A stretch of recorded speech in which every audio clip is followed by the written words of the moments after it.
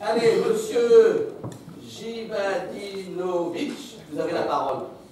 Oui, donc nous avons été prévenus d'actes de racket et d'intimidation sur des mineurs aux abords de certains établissements scolaires, comme en centre-ville. Ces actes ne sont pas nouveaux. Au-delà du contrat qui lie le ministère de l'Intérieur avec l'Éducation nationale, on a tous en souvenir une matinée dans laquelle les policiers et les pompiers sont venus présenter et leur métier et nos outils de prévention à l'école.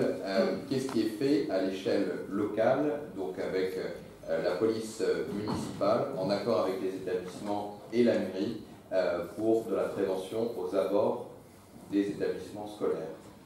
Monsieur Jivadinovic, où est-ce que vous êtes allé pêcher ça? Monsieur... Non, je suis désolé. Il y a un moment, effectivement, j'avais été alerté, et donc j'ai immédiatement alerté le commissaire, puisqu'il y avait présomption d'infraction. Donc la police nationale a diligenté une enquête à ma connaissance, et nous avons réactivé les services de police sur le plan pénal. Il n'y a pas eu de fait susceptible de recevoir une qualification pénale. En ce qui concerne la prévention, c'est un autre volet.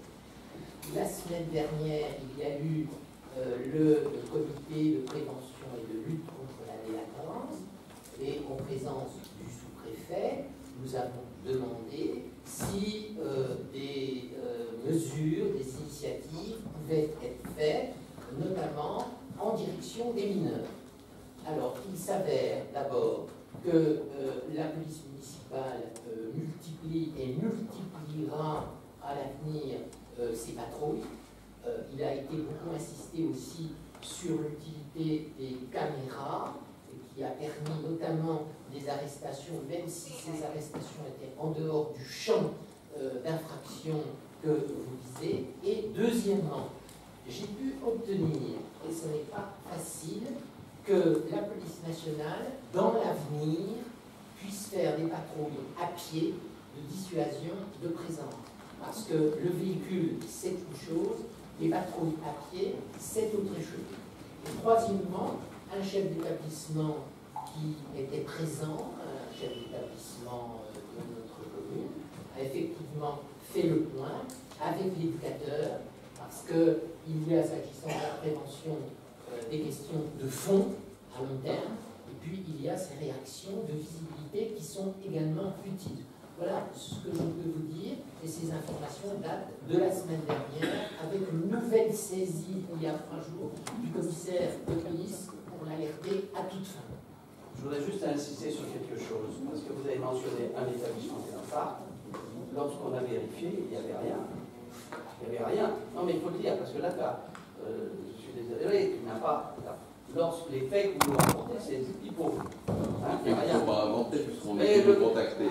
Attendez, vous avez été, premièrement, on prend contact, on ne contacte pas. Deuxièmement, il faut quand même savoir que ce qui circule parfois sur les réseaux sociaux, c'est véritablement du fantasme. Alors là, ce n'est pas du réseau social ni du fantasme, c'est de la réalité. Alors, oui, mais le problème, ce n'est pas à vous qui doivent venir. S'il y a des faits très précis, ils doivent m'en parler directement et qu'on alerte les policiers. Nous avons vérifié dans ce cas-là, il n'y avait rien. La police nous a dit, il n'y a rien. Alors, quand quelqu'un vous ait dit quelque chose, moi je suis preneur d'informations, hein, c'est évident. Mais en l'occurrence, nous avons bien vérifié. Il y a eu une autre affaire qui s'est passée sur une autre école de la ville, où c'est parti en vrille, n'est-ce pas, alors qu'il y avait zéro. Zéro. Donc je fais véritablement, je m'adresse à vous, attention à ce qui peut véritablement diffuser sur les réseaux sociaux. Parfois ça prend une ampleur totalement dithyrambique et fausse. Si ce sont des faits réels, mais faites attention à ça et dites bien autour de vous, hein, là il n'y a ni opposition ni majorité, si vous avez des faits précis, vous les faites remonter. Et moi j'ai je dirais le téléphone direct avec les services de police et on vérifie.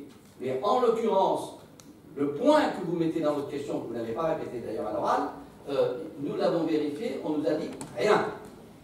Et maintenant, s'il y a quelqu'un qui a quelque chose, qu'il le dise. Et qu'il vienne nous le dire. Merci. Mais bon, ça permet également aussi de clarifier un certain nombre de choses. Alors, j'en viens maintenant au point 4. Monsieur, sur le rapport égalité des femmes, monsieur, à vous. Alors écoutez, nous avons fait un travail cette année qui permet de montrer que dans la commune de Maisons-Lafitte, il y a effectivement une approche totalement égalitaire, quel que soit le sexe d'appartenance. Je voudrais insister sur le fait,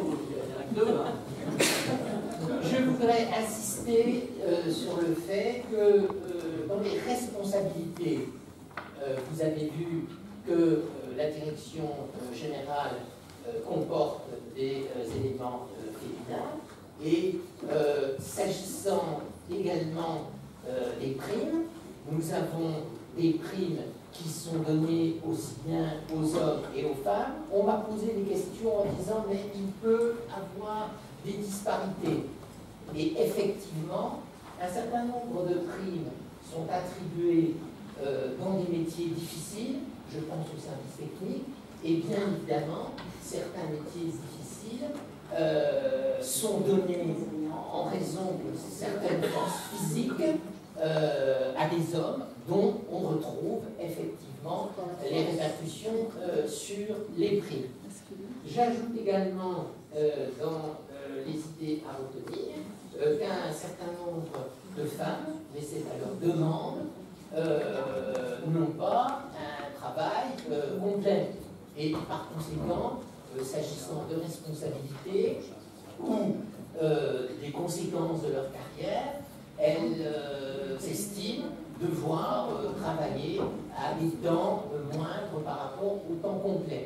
Donc, les différences que vous avez pu pointer s'expliquent par le fonctionnement du service, mais il y a effectivement une totale égalité entre hommes et femmes dans notre commune. Voilà les points essentiels que je voulais mettre en exergue. Et je confirme. Maïka, vous vous sentez inégale? Non, parce que la question ne se pose pas pour moi dans ce terme-là. Peut-être qu'on pourrait dire l'opposition est payée 40 € par mois alors que... Oh, écoutez, Ramon Preville, non, arrêtez, s'il vous plaît. Arrêtez, s'il vous plaît. Parce que ça, je suis le seul à le faire. Vous allez dans n'importe quelle ville, notamment où les socialistes sont au pouvoir, l'opposition n'a rien. Arrêtez de m'envoyer des studios. Mais si, je suis désolé, je suis le seul dans les Yvelines à donner une contribution à l'opposition. Et vous venez râler, la prochaine fois on fera voter dans la suppression, comme ça vous serez d'accord. Arrêtez. Je répète ce que je viens de dire, chaque fois que vous me criez après, vous me donnez raison. Mais c'est pas du tout vrai, je suis le seul. Non mais attendez, un instant s'il vous plaît. Maïka, s'il vous plaît. Je suis le seul dans les Yvelines, en tant que maire, à distribuer, je dirais aussi, une indemnité aux membres de l'opposition. Ça n'existe nulle part ailleurs. Donc je n'ai aucune leçon à recevoir de vous sur ce plan. Ah, dont acte. Ben c'est certain. Renseignez-vous un peu. C'est vrai que l'international socialiste ne fonctionne plus. Et c'est bon, là, ça va. Mais non, mais attendez. Je ne suis plus socialiste. Ah Depuis pas mal d'années, si vous vous intéressiez un petit peu à ce qui se passe autour de vous, vous le sauriez déjà parce que c'est sur la place publique depuis plusieurs années. Maintenant, je vais parler, bien sûr que oui, je vais parler du rapport homme-femme, parce qu'on est là pour ça. Un instant, coupe ton micro. Voilà, allez-y. Voilà. La première des choses, c'est que je voulais saluer l'effort qui avait été fait pour se mettre en conformité avec la loi 2 ans après, parce que ça fait 2 ans, ça aurait déjà dû être fait, c'est-à-dire depuis le budget 2016. Ce rapport est plus qu'une formalité, c'est quelque chose qui est obligatoire avant le vote du budget définitif. Je veux dire, d'après les textes, d'après ce que j'ai lu, ça aurait même dû être fait la dernière fois, parce que c'est avant le débat budgétaire. Ensuite, j'ai bien perçu que tout ce rapport ressemblait à un satisfecit, et je ne vais pas être d'accord du tout. Et je vais vous montrer pourquoi. Premièrement, parce qu'il est incomplet. Il doit y avoir dans ce rapport un volet qui est relatif à la politique des ressources humaines, mais aussi un deuxième volet qui, lui, se rapporte davantage à ce qui est fait en faveur de la politique pour l'égalité entre les femmes et les hommes dans la commune. Donc déjà, il y a des choses qui n'existent pas. Je vais commencer par parler de ce qui existe dans ce rapport. Je prends le tableau des salaires moyens annuels.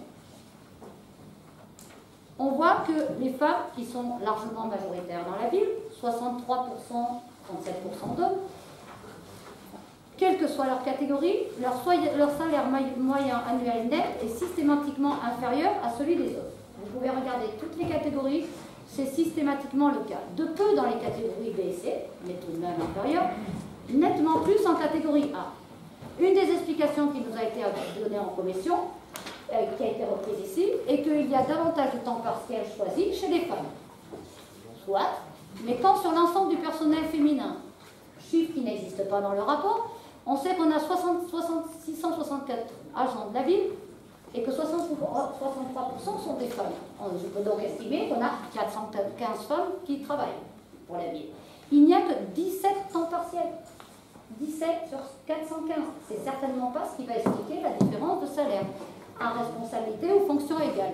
Une autre explication tient à la structure de la catégorie A. Comme vous le dites dans le rapport, composée de fonctions dirigeantes ou pas. Les fonctions non dirigeantes sont rémunérées moins. Bien, c'est comme ça. Mais on peut déjà remarquer que les fonctions non dirigeantes, a priori, vu ce qu'on voit, sont largement, comme partout ailleurs, féminisées. Santé, sociale, enfance, petite enfance. Moins rémunérées que les fonctions, vous l'avez dit vous-même, vous avez parlé des travaux difficiles et des centres techniques. Mais on peut remarquer aussi que vous avez fait un tableau sur les fonctions dirigeantes, c'est-à-dire qu'il y a un tableau qui compare les rémunérations hommes et femmes des catégories dirigeantes. Et même là, on trouve une différence de revenus entre les hommes et les femmes. Bien. Et là, j'ai pas terminé, et loin de là.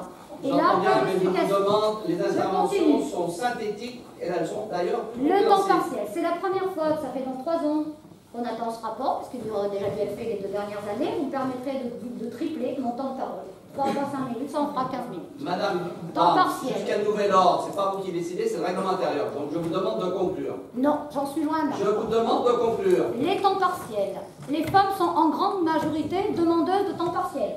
Je répète, 17 sur 415. C'est faux. C'est écrit dans votre rapport.